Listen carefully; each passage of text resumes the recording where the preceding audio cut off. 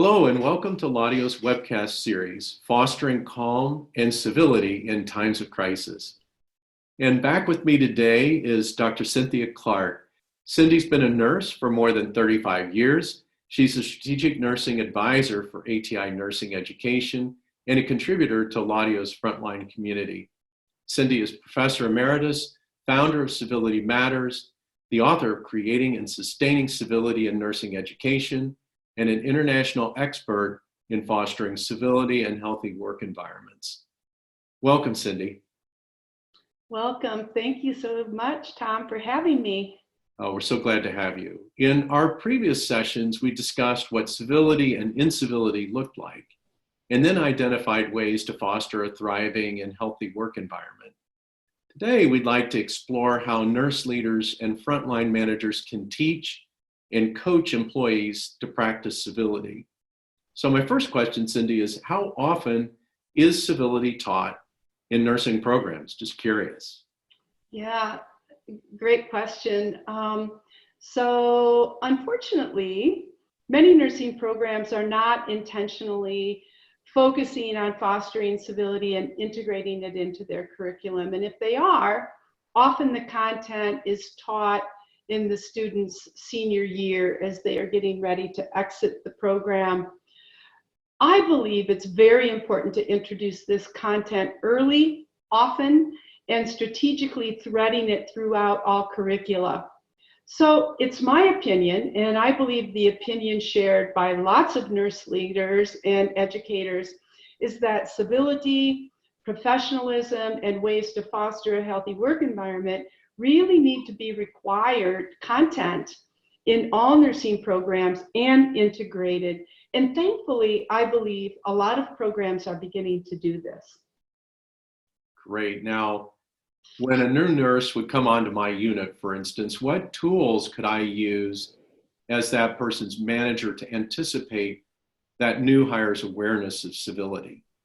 Yeah, love it. So more and more orientation programs and nurse residency programs are beginning to integrate this content into that new nurse entry curriculum. In the previous session, we discussed the importance of co-creating a civility charter and a commitment to coworkers with team norms. These are critical to creating a healthy work environment. So addressing uncivil encounters, this is not for the faint of heart, particularly if you're a brand new nurse. It requires a lot of skill, courage, support from the organization. So in organizations where a positive work culture is fostered and reinforced and where civility is rewarded, nurses feel much more empowered to speak up.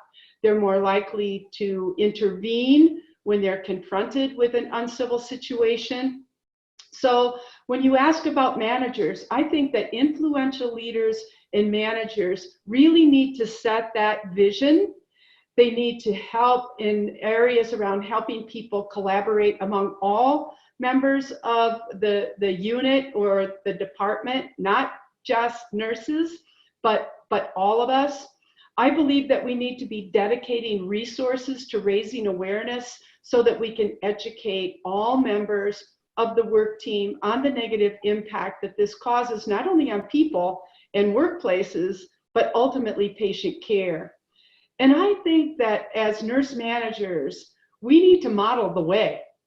And we need to reward our team members who are displaying the kinds of desired behaviors that we want to see. So ongoing education, interweaving that with practice sessions. We need these sessions to help frontline workers and nurses effectively address incivility and bullying behaviors. Talking about it is not enough. We need to be role-playing, we need to be practicing, we need to be debriefing some of these uncivil and conflicted situations. Great. Well, thanks for your time on this topic, Cindy. Next time, we're going to turn to the personal side of crises and how to manage emotions effectively through them.